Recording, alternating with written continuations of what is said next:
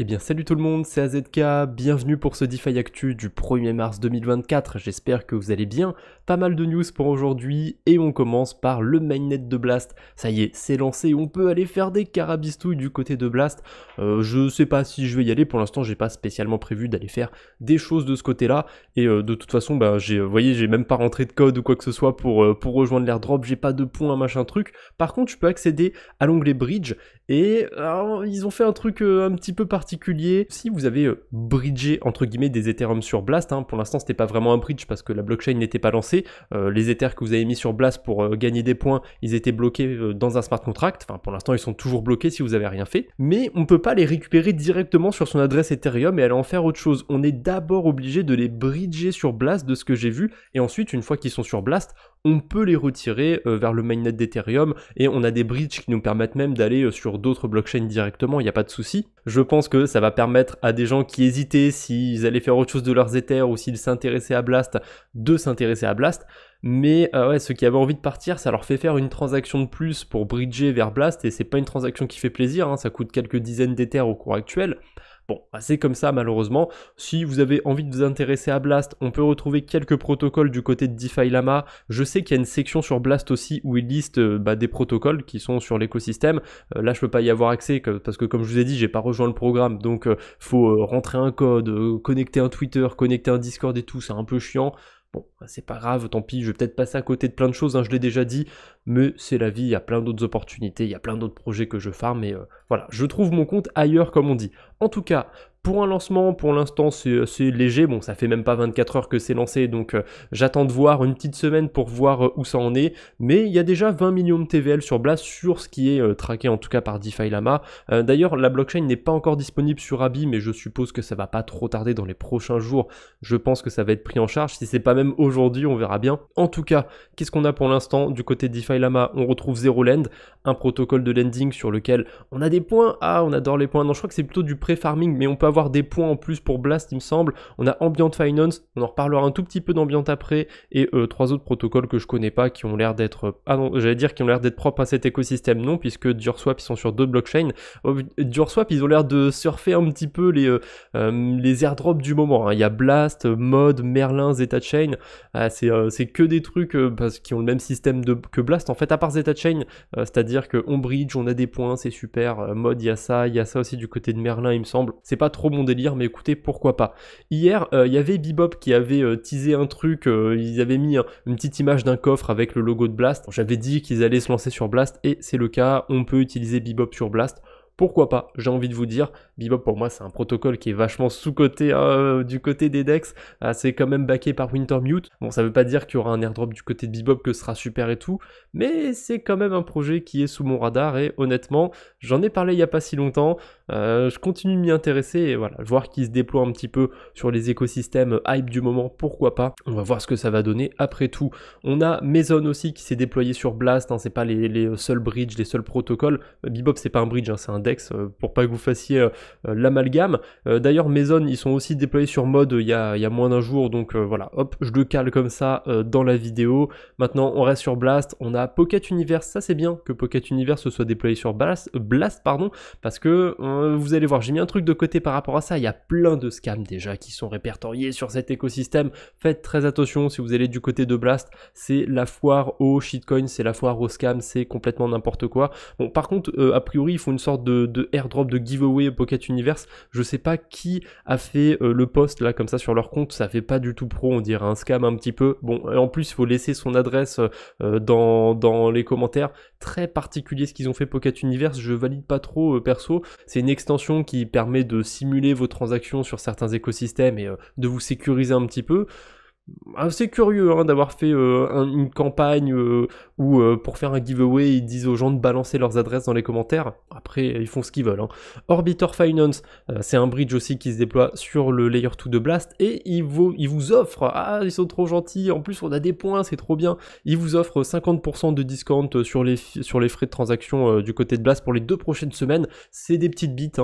Rhino Finance, ils avaient fait le coup pour Starknet, ils avaient fait le coup pour plein d'autres écosystèmes, Scroll aussi quand ils avaient lancé leur mainnet, et là ils le font pour Blast. pour tout le mois de mars. Il n'y aura pas de frais, ou en tout cas très peu de frais, hein. C'est vraiment le minimum syndical, on va dire. Je pense qu'il y a juste les frais d'une transaction qui sont couverts, et du coup si vous bridgez un Ether par exemple, 2 ZK Sync à Blast, vous voyez, vous recevez 0,9998 Ether, donc c'est quasiment infime les frais qu'il y a quand on bridge de l'Ether vers Blast. C'est cool, ça, pour le coup, du côté de Rhino Finance. Donc si vous avez envie de vous y intéresser, vous voyez, vous n'avez pas besoin de le faire directement dans les 2 prochaines heures. Voilà, vous avez votre temps, le bridge il est gratuit tout le mois de mars. Après, pour ceux qui sont vraiment à fond sur les points du côté de Blast, il l'avait annoncé hein, depuis que le projet a été lancé, mais le système de points il se termine en mai, il me semble. Donc voilà, vous avez encore 2 bons mois pour farmer des points, mais ceux qui veulent vraiment farmer du côté de Blast, qui veulent farmer des points et tout, bon, pour le coup, vous n'attendez pas le dernier moment, parce que les systèmes à points, c'est vicieux, hein. Si vous avez un petit portefeuille et que vous rejoignez assez tard, bah vous n'êtes pas du tout avantagé. Et puis même si vous rejoignez tôt, hein, si vous avez un petit portefeuille, vous n'êtes pas nécessairement avantagé non plus. Soyez prudent par rapport à tous ces airdrops à points et compagnie. C'est un peu vicieux la manière dont ça marche. Comme je vous ai dit, j'avais une autre news par rapport à Blast et tous les fakes qu'il y a de ce côté-là. Donc Pocket Universe, ils ont déjà détecté 600 faux sites internet, c'est incroyable, et ils sont bloqués. Donc si vous avez l'extension de Pocket Universe sur votre portefeuille, en plus de simuler vos transactions, ça c'est plutôt sympathique, ça va aussi bloquer certains sites et compagnie. Donc c'est une extension que je vous recommande, hein. Même en plus de Rabbi, bon c'est un peu chiant parce que en plus de Rabbi ça vous simule vos transactions, mais je crois que le truc de simuler les transactions, on peut le retirer du côté de Pocket Universe et juste s'en servir pour bloquer certains sites. Voilà, ça marche assez bien, c'est pas mal mis à jour Pocket Universe, donc ça fait longtemps que j'en avais pas parlé, c'est pas mal. Si vous voulez, je vous mettrai peut-être le lien dans la description si j'y pense, hein, pas d'affiliation ou quoi que ce soit bien évidemment. On a Axelar Network, le token d'Axelar du coup qui va être listé sur Binance. A priori, si je dis pas de bêtises, 11h30 UTC, ça fait quoi? Ça fait 13h30 en France, quelque chose comme ça, donc ça va pas tarder. Au pire, c'est 12h30 si je me suis gouré. Bon, c'est dans pas très longtemps, je pense que ma vidéo sortira un tout petit peu avant ça. Je me demande si le token, il va dumper au listing, s'il va encore pumper, mais déjà, rien qu'à l'annonce, il a explosé, il est passé d'1,50$ à quasiment, il n'a pas fait un x2 non plus, mais il est pas très loin, il est monté à plus de 2,50$, là il est autour de 2,40$, enfin c'est complètement dingue juste pour une annonce d'un listing. Et on parle pas d'un projet qui avait 50 millions de TVL ou quoi que ce soit, hein, enfin de market cap pardon, c'est un projet qui avait déjà plusieurs centaines de millions de market cap, hein. Hop, on va regarder justement en market cap, il avait 900 millions juste avant de pump, et là il est à 1,5 milliard, enfin c'est complètement fou. D'ailleurs il y a un autre projet qui est dans la même veine que Axelar, hein, dans l'interopérabilité qui arrive, je l'ai mis un peu plus loin dans les news, donc maintenant je vous tease les news quoi. Je vous tease même pas les vidéos qui sortiront plus tard, je vous tease les autres passages de cette vidéo. Ah c'est conceptuel ma petite dame. On a le wallet Rabbi qui est disponible sur iOS, il a été lancé le 9 février sur Android et ça y est, c'est disponible sur iOS. Qu'est-ce que vous attendez, hein, c'est le meilleur wallet. Alors bon, le meilleur wallet, pour l'instant je mets des pincettes hein, sur la version mobile, parce que de ce que j'ai vu, on peut pas l'utiliser pour créer un portefeuille, aller faire des carabistouilles, on est obligé d'avoir déjà un Trust Wallet, un BitGet Wallet, un je sais pas quoi, et en fait Rabbi ça va juste venir l'utiliser par-dessus. Un peu curieux qu'on puisse pas créer son propre wallet directement sur l'interface. Fun fact, hein, si on considère que le Bitcoin est à 62 000$, sachant que Satoshi Nakamoto, il a plus d'1 million de Bitcoin sur son adresse, enfin ses adresses, il me semble qu'il y en a plusieurs, eh bien actuellement ce serait la 23e personne la plus riche du monde, au-dessus de Julia Koch et Family, Charles Koch et Family, ou Koch d'ailleurs, je sais pas comment ça se prononce, et Colin Wang. Je sais pas du tout qui sont ces personnes, mais écoutez, très content pour eux, hein, qu'ils soient bien classés, c'est super. Satoshi Nakamoto, 23e. Je sais pas à combien il faudrait que le Bitcoin soit pour qu'il soit premier, mais honnêtement, c'est pas impossible qu'un jour ou l'autre, Satoshi Nakamoto soit la personne la plus riche du monde et que cette personne n'existe pas. C'est assez drôle à se représenter que une des personnes les plus riches du monde est anonyme, elle est peut-être décédée, c'est peut-être plusieurs personnes, c'est peut-être un groupe de gens, on n'en sait rien. C'est assez marrant de faire ce genre de projection. Là, plus rien à voir, on a les hacks du côté de la DeFi qui sont plutôt en baisse, hein. Je sais plus à combien c'était au mois de janvier, mais il me semble que c'était beaucoup plus que ça, parce qu'on a eu un gros hack sur la fin du mois de janvier. Là, sur février, on est à 104 millions de dollars de hacks. Bon, c'est pas le plus petit mois qu'on ait connu non plus, mais c'est pas mal. Ah bah je suis bête, il y a le mois de janvier juste ici, c'était 182 millions de dollars, donc c'est en baisse. Bon, c'est pas non plus exceptionnel, hein, 104 millions, on va pas non plus s'en réjouir, mais c'est déjà ça. Pour l'instant, l'année 2024, elle commence assez doucement. Je crois que sur 2023-2022, on a eu un début d'année qui était plus infâme que ça. Bon, là, je fais de mémoire, mais je sais qu'on a eu des mois où on avait tapé le milliard dans les hacks. Ça faisait pas plaisir. Donc on croise les doigts pour l'instant, on espère que l'année va continuer comme ça. Bon, la dernière fois que j'ai dit ça, c'était fin janvier, et juste après, il y a eu un gros hack. Donc faites attention, j'ai tendance à être un petit peu l'oiseau de mauvais augure du côté des levées de fonds. J'aime bien enchaîner les deux, passer des hacks aux levées de fonds, c'est comme ça. Et de ce côté-là, on a un récap toutes les semaines du côté de Crypto Fundraising. J'avais pas passé celui-là dans les dernières news, mais on a le récap du 18 au 24 février. Et sur cette semaine, on a eu 800 millions de dollars de levée de fonds. C'est plutôt pas mal. Alors il y a une grosse levée de fonds qui a fait quasiment toute la valeur de cette semaine. 559 millions de dollars qui sont levés par Riot Mining. Ils sont au Texas, ils font du mining sur le Bitcoin, c'est super. On a eu aussi une grosse levée de fonds du côté d'Eigenlayer, ils avaient levé 100 millions de dollars, ils sont un petit peu plus bas, voilà, ils sont ici. Et on a eu plein de projets en tout genre qui ont levé des fonds, et on commence à voir une certaine dispersion dans les écosystèmes. Là, tout ce bear market, on avait essentiellement des levées de fonds qui étaient sur l'écosystème Ethereum, un petit peu sur les grosses blockchains du style Arbitrum, Optimism, peut-être quelques trucs aussi sur l'écosystème Bitcoin, mais voilà, c'était majoritairement du côté d'Ethereum, et ça, à mon avis, ça peut être un indicateur de surchauffe du marché si on commence à avoir plein de levées de fonds en dehors des écosystèmes traditionnels, on va dire. Alors bien sûr, les levées de fonds, généralement, c'est lié à de l'innovation et compagnie, mais on connaît la rengaine, hein. En bull run, certes, il y a de l'innovation qui apparaît, il y a plein de projets qui apparaissent, mais il y a plein de choses qui sont là pour surfer sur la hype, surfer sur les tendances, et au final, hein, rien délivré ou 3 fois rien, et se barrer avec les sous quelques mois après. Donc pour l'instant, on voit, c'est super, il y a des sous qui sont levés sur Polygon, sur Zcash, sur Manta, sur Solana et compagnie. Peut-être que sur ces écosystèmes, il y a des projets qui vont rester très très très longtemps, et je leur souhaite, mais je suis persuadé que là, dans ces écosystèmes, il y a de l'opportunisme, et il y a des trucs dont on n'entendra plus parler dans quelques années, peut-être même quelques mois seulement.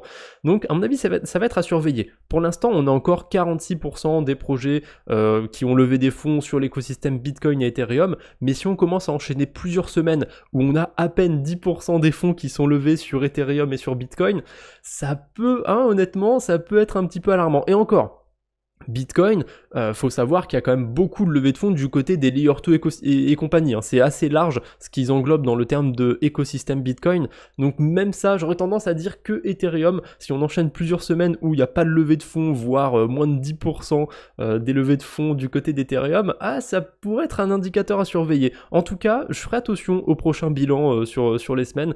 Je vous en ferai part dans les vidéos, je vous partagerai ça. Et voilà, peut-être qu'on va trouver un indicateur de surchauffe du marché. J'en ai un autre d'ailleurs, c'est les meme coins.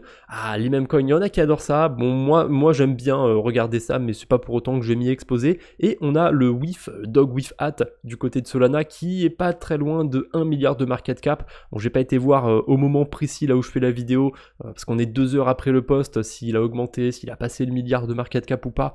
Bon, il doit pas être très loin de toute façon.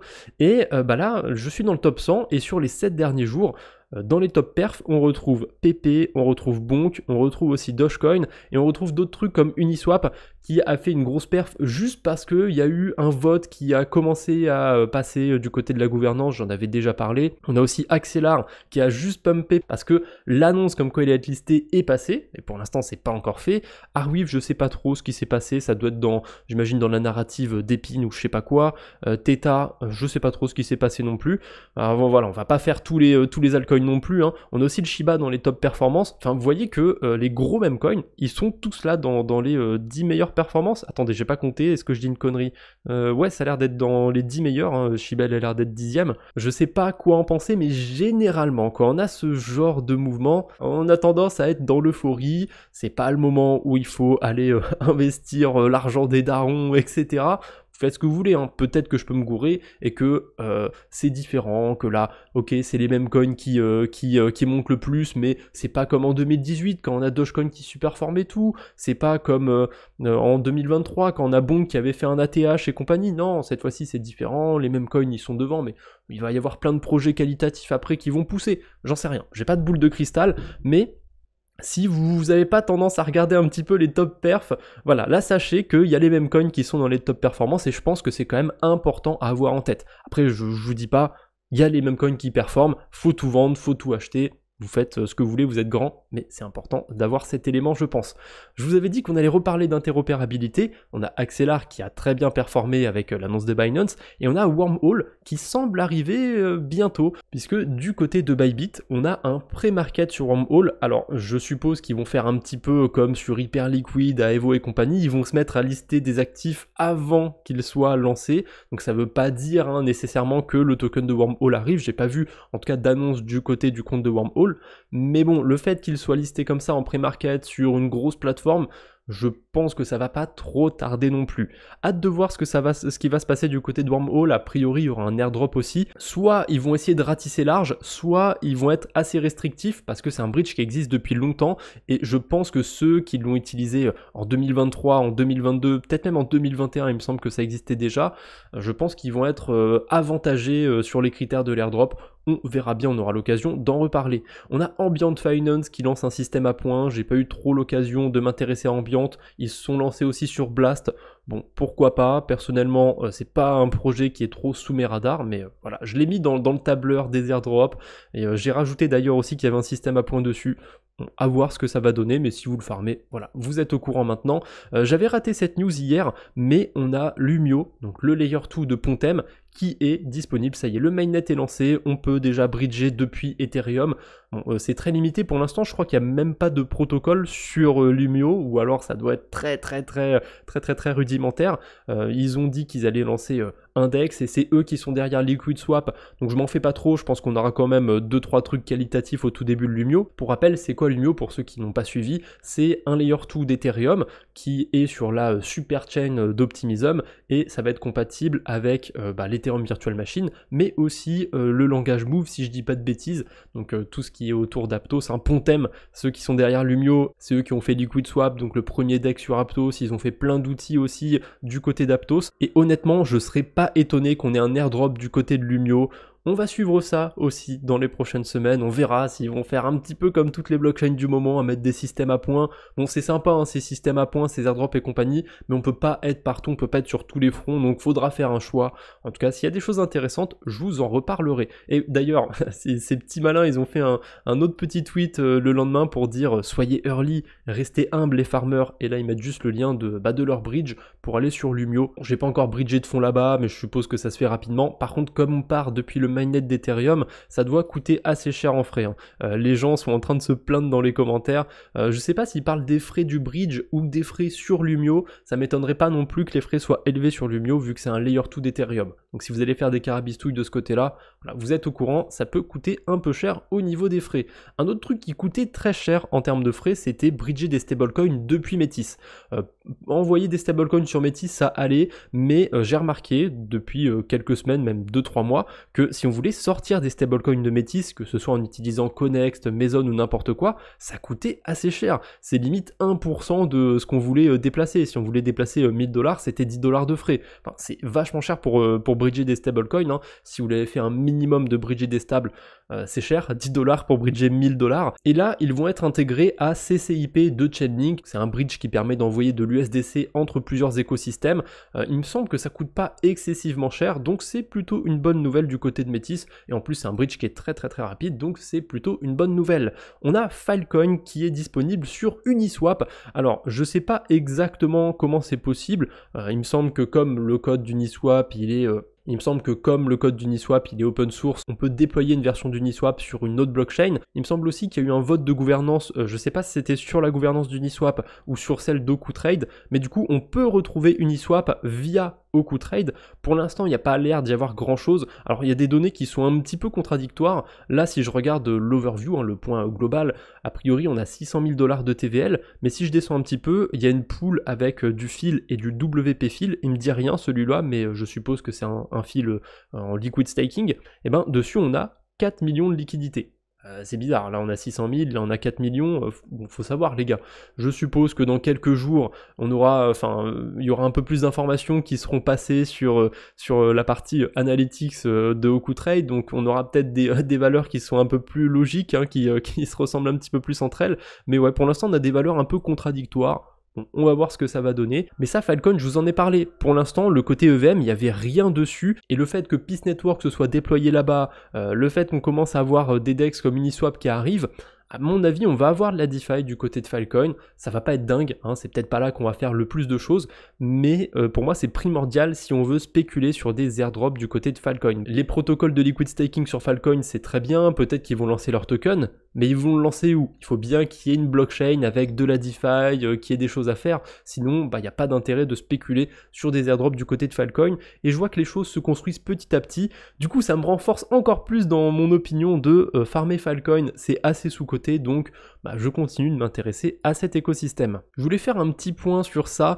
Il y a Dropstab qui avait partagé les DEX de dérivés qui ont fait le plus de volume sur 24 heures. Je vous avais déjà parlé d'Apex hier, il y a eu une journée un petit peu record pour le protocole, et à mon avis c'est pas le seul, hein. Il y a eu énormément de volatilité quand on a eu Bitcoin qui est passé au-dessus des 60 000 $, et il y a quelqu'un dans les commentaires qui demande pourquoi il n'y a pas de GMX, et en fait GMX ils ont perdu énormément de parts de marché du côté des DEX, hein. Quand ils sont apparus, quand ils étaient à leur prime, ils avaient, je sais pas, je dis peut-être des bêtises, mais ils avaient 80% du volume, hein. Bon, peut-être pas non plus, mais il y a un moment où ils avaient vraiment beaucoup de volume, hein. Ils étaient devant tout le monde, et là, quand on va du côté de DeFi Lama, on a ce genre de données, on peut voir le volume sur 24 heures des principaux DEX de perpétuel, et GMX, il est que 8ème, donc je suppose que le jour où on a eu beaucoup de volatilité, il devait être pas très bien classé, peut-être 9ème, 10ème, et du coup c'est pour ça qu'on le retrouve pas sur le graphique. C'est pas parce qu'ils l'ont éliminé du graphique, c'est tout simplement parce qu'il y avait moins de volume dessus.